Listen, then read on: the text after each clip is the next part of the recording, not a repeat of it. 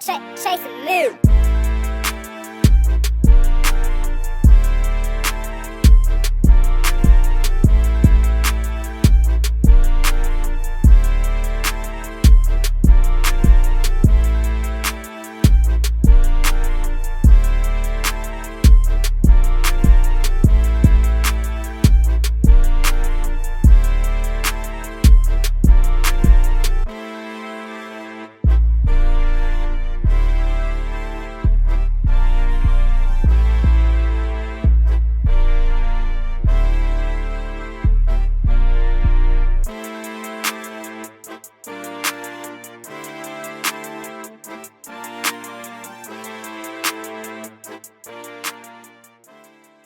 Welcome back to another episode of The Bucket List. You know who it is. It's Dunlap the Connect. Today it's just me, but I do got my boy KG behind the camera today, so shout out to him. Let's go ahead and jump into this interview because I don't think y'all know this dynamic individual. So go ahead and introduce yourself. Hello world, the Bucket List world. My name is Brennan Jones, owner of LED ATL and part owner of Sanctuary Studios. Yes, sir. So we got introduced to Mr. Brennan through a third party, but once we actually collaborated, we had a very mutual understanding when it comes to like business, how you like to run operations. So how did you build your business acumen and then decide to transfer it into this creative space? So I built my business acumen off of how I enter a business. You want that feeling of being important as a customer. You want that feeling that the business appreciates your business and the hard-earned dollars you make to support their business. I run a small business, so taking care of your clients and customers is top priority. I started at the bottom of the industry. I worked my way up to having my own company, and throughout my time, I've always been fair, honest, hardworking, straightforward, and all this. Yeah. Okay. So what about the creative industry or the music industry kind of led you to be like, okay, first I want to build my career in this, and then I want to own my own space to be able to host a business? So I've always been an artist. One of my first jobs was an airbrush artist in high school, with a little mall in the shop. You know, I was the guy in there painting on t-shirts. So I've always been an artist all through my life. I stumbled into the industry while I was in college. I always had a job in college while I went to school. A friend of mine was working in it, and he asked me to come work with him one day. And after that, it was over. Set up stages for concerts, audio equipment, lights, and video equipment, and I just fell in love with it. And I figured out the path from, being at the bottom, pushing cases, and I would see guys that were pushing buttons and not cases. They weren't sweating, they weren't dirty, and they looked like me. They had brown skin, and I was like, how do you get to that point? Talk to them, or work with them, or work for them. They gave me advice.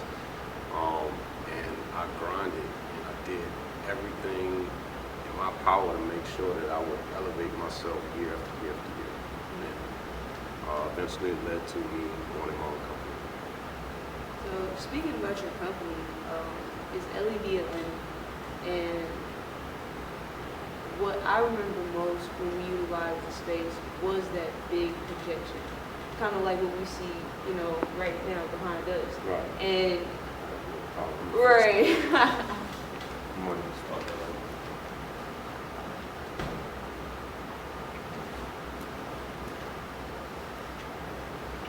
For sure. So, going back, so you said, you want to build your business acumen, and after being around those types of individuals that were working, the equipment, the machinery, being in that environment, it led you to own your own business. So, what led you to, one, think of LED Atlanta, and then have those staple projections as what really gravitated my attention the most when we were collaborating? So, I would say out of the disciplines in production is audio, lighting, video, graphics, all of those have different aspects. And the thing that I gravitated towards the LED and the video and the lighting is it was the more creative of the disciplines. So for 15 years I did lighting, strictly lighting.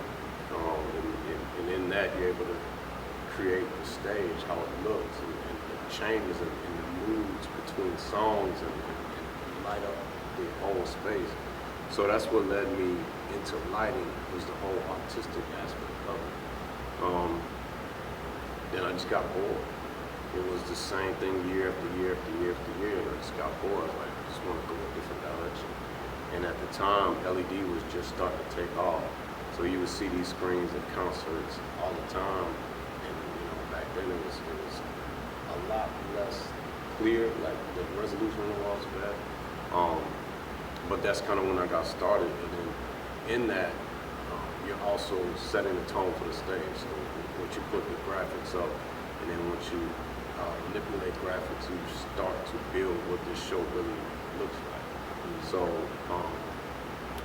and then after a few years, I was like, well, I've been doing this so long. What's my next step? I'm over being the labor person, right?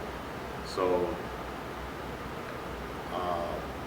I was also giving away sales. Like I would have people call me, clients call me and ask me, can you provide a wall, or do you know anybody that has an LED wall? And they're like, yeah, I know a guy that's got an LED wall, and I refer, it was $100,000 tour. This was my moment when I said, okay, this is done. It was $100,000 tour, and then I gave him the tour, and I was like, just break me up a little something, just for referring. And he said, oh yeah, okay. And that oh yeah, okay turned into and that never happened. So after that, I was just like, you know what? And then I just kept getting these calls. People, can you provide this? Can you provide these walls? I was like, well, why don't I just, see what it takes to own a wall?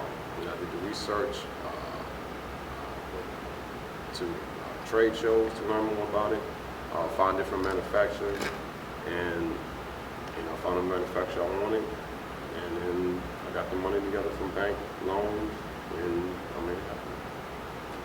So this is 2018. Oh wow, that's kind of interesting because, like, even from when I'm networking and talking to a lot of other people that are interested in being in this space, they think, okay, if I just put my head down for a year, put my head down for 2 years, that's all I need to actually get started. But a lot of what you've mentioned through your journey of actually being where you are today is, one, getting advice from others in positions that you wanted to be, doing the research behind what it takes to actually own what you're being called for.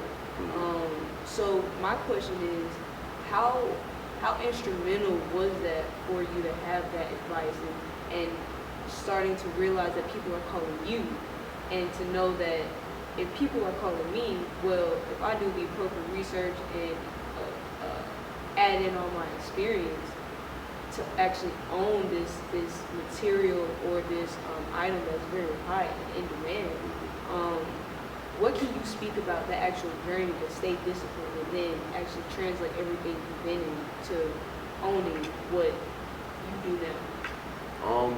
It's key. Like your whole progression through, even seeing you guys are progressing time to time. Every time I see y'all into something new. It's progression, and as long as you stay the course and believe in what you're doing and enjoy what you're doing, and then treat people right, it comes. We it call comes it in. new drugs. So. Okay.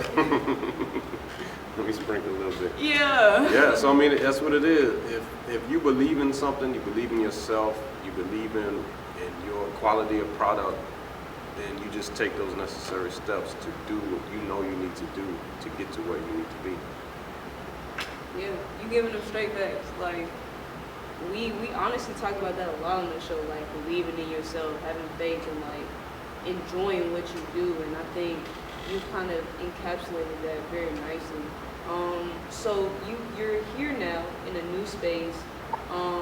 One, how did you not get here, but now that you are here, how do you plan to expand further and what would you like to incorporate next into your company? In this space particular, this space started because of COVID. The live event industry pretty much shut down. Nobody was doing concerts. This was actually a real church.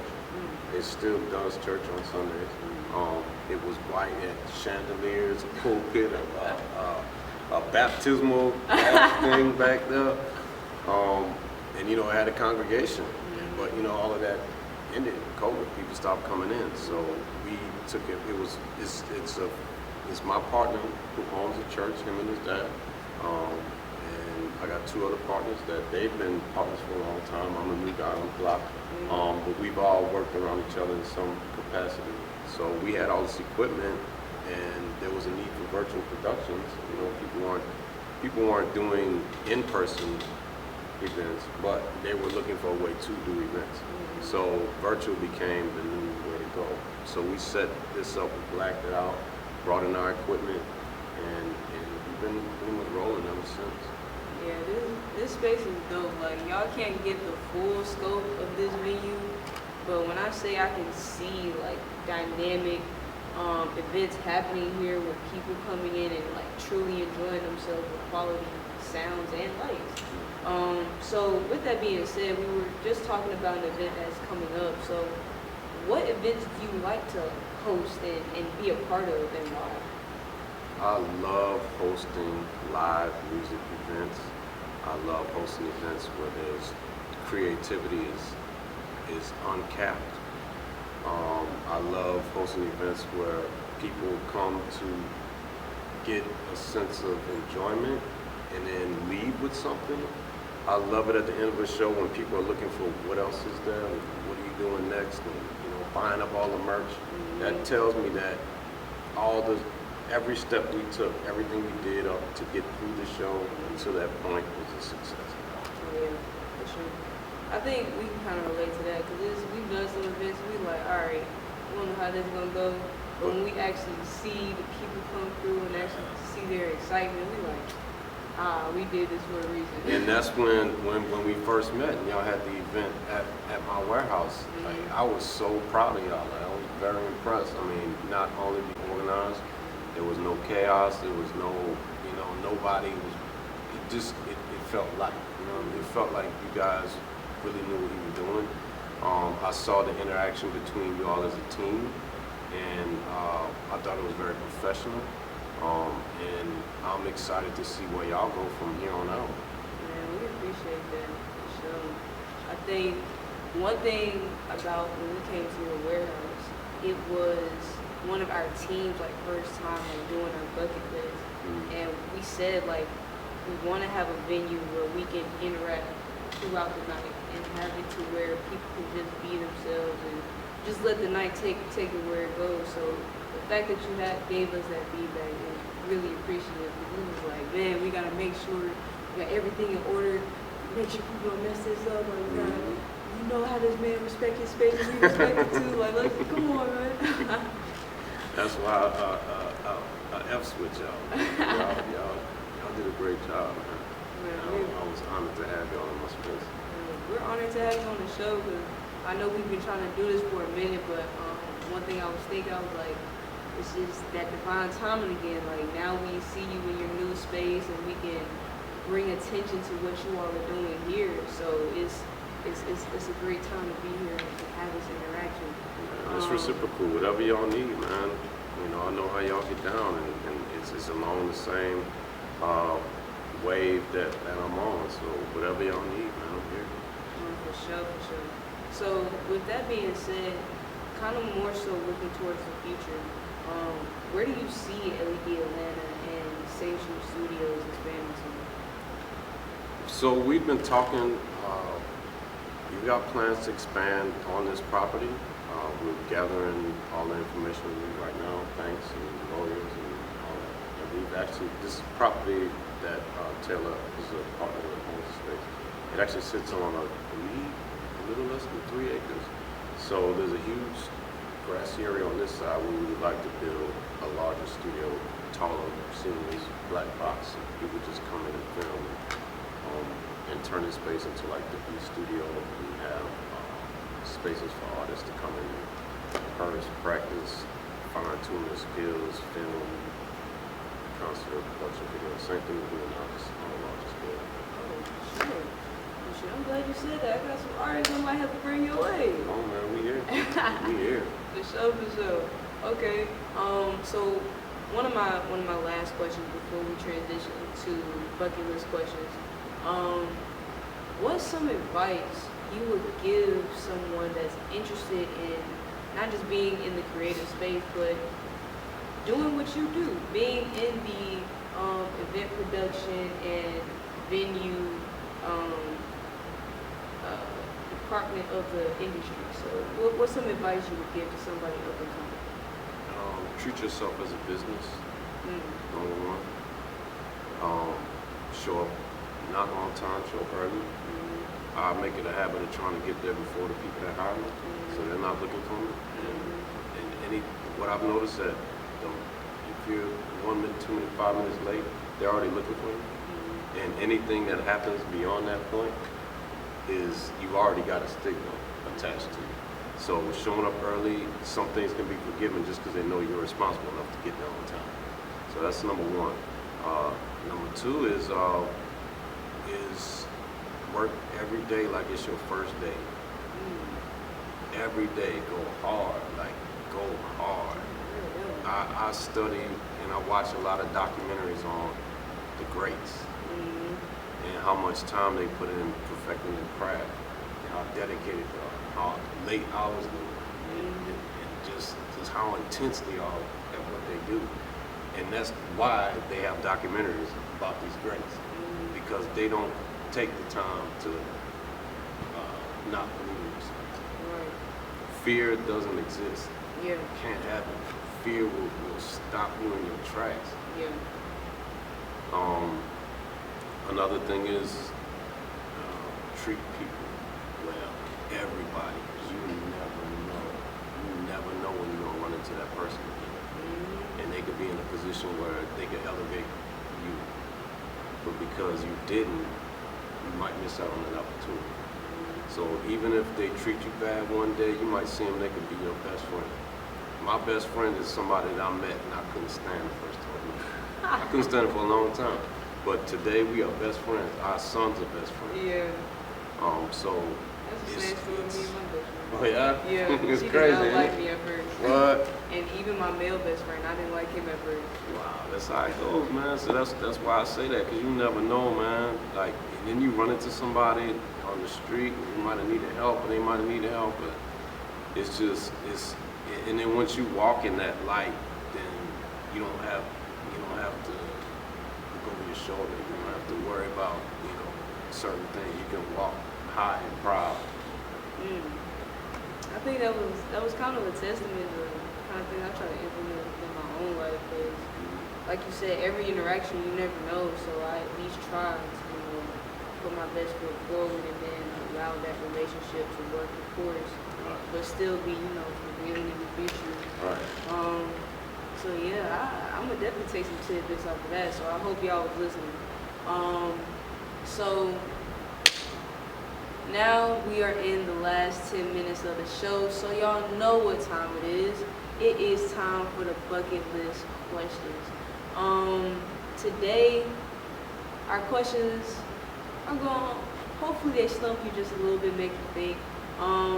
The first question is, if you were on a stranded island, and one thing that we like to do when we do the bucket list questions or the bucket list challenges, we like everyone to answer it just so, we all have that tidbit to add in. So the first question is, if you were on an island and you only had the choice to bring 3 items with you, what would you bring and why?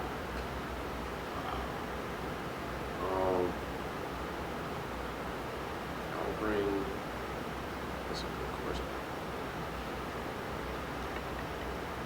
I'll bring a tool, something I could build stuff with, with. I'll bring my old lady, my wife. Does my family count as one? I gotta count it individually. I mean, yeah, bring the family, bring the family. Got to have the fam. And then I will bring, hopefully the island will have some weed on it. So I can bring, So, and then I will bring, we want to reach deep with it. We can see how deep I can get. I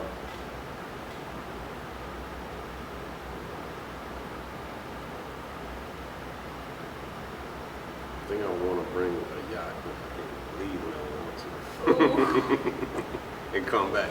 yeah. That's funny because like whenever we ask this question, people be like, bro, if I was stranded on this island, what would I bring? And they'll list all these items but never think about, oh wait, let me add on something I can get to go off and come back if I wanted to. That way I'm not stranded. Right. So what would I bring? I would definitely bring like an instrument. What instrument? Oh, that's tough. How do you choose? Okay, so when I was in elementary school, I used to play saxophone. So I love the sax, alto sax. My daughter plays sax. Yeah, so my heart is definitely with the sax. But I have an electric and a bass guitar that I've been meaning to sit down and just really learn how to play. But I would definitely have to go with the sax just to get back in tune with that. What else would I bring? I definitely bring like a machete or something. Yeah. Protection. Right. And building and cutting up some fish. Right, for sure. I have to. I don't want to hop on your bandwagon, but I don't want to be stranded there. Right. Like, bring a boat. Like, I'm bringing a boat with me Bring a for little sure. plane. Like, we'll bring whatever else I need to have added to there Right. through the boat. So I definitely have to go with that. So the next question for the bucket list is, what would you like to see as within the usage or like the evolution of the creative space? Because I know you said there are a lot of people that had to go virtual and that transition into that virtual platform, but what would you like to see added to the creative space, whether it's from creatives themselves or when it comes from the industry or what you all provide here? I would like to see in the creative space, I would like to see a return to morality, a return to a sense of being. I think right now, the way the space is headed is everything seems to be obsessed with creating a fake world that imitates the real world, which is almost nonsensical. Right. I would like to see a return to the real world. I would like to see a return to real craft artistry. Don't get me wrong, I'm in the technology field, and I do see the creativity and the wonder and the beauty of imagination being done technically, because I am in that space, and I am, I wouldn't say spearheading, but I'm part of that movement. So there is artistry in it, and I do respect that, but I would like to see more just human interactive creativity and real life stuff. We got fake worlds, we got fake bodies, we got fake money, and it's all trying to create something that's fake real. So let's just get a return back to real. Yeah, I can definitely do the things that I would like to see brought back into the creative space is just taking your time. Like, it's a lot of artists that I'm around that just want to rush, and just gotta get this out now. But and hit a million. They're trying to hit a number that's too large.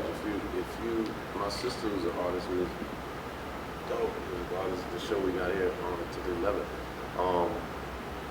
She made a point of, there's so many people trying to reach millions and millions and millions, and they don't focus on the people around them and build to those millions. They want that now. But you know, the true grit and the true power comes in the building a foundation of people that enjoy your That takes time. artistry. Yeah. I definitely agree. So the last question, I'm gonna throw it to my boy KG because he is in the building today. You on the spot? Put you on the spot. Right. So is there any questions that we didn't ask that you would like to? Oh, my last question. Dang, this crazy. I'm behind the camera talking. Yeah, I ain't come never on, did come that on, one. come on. I ain't never did that one. Let me hold up. The last question I'll ask is, if there was something that you would like to do on your bucket list, what would it be and why? On my bucket list, I'm dropping my bucket list real quick. Put my little bucket list is traveling the world, number one, and then just being here to see the people around me that I know are doing the right thing, like people like do whatever they at, what they want to do. That's actually a good point, because a lot of people, I just feel like, don't like to see other people grow, or they try to have other people grow, they try to be on their back, and it's like they're trying to get something from them. But That I don't love that. exist. Don't give that any energy. Don't give that any energy. Like, don't even think about it. Like, the moment you speak on somebody that's not supportive of you, you're giving that life. Don't even give it life. Give life to people that give you life.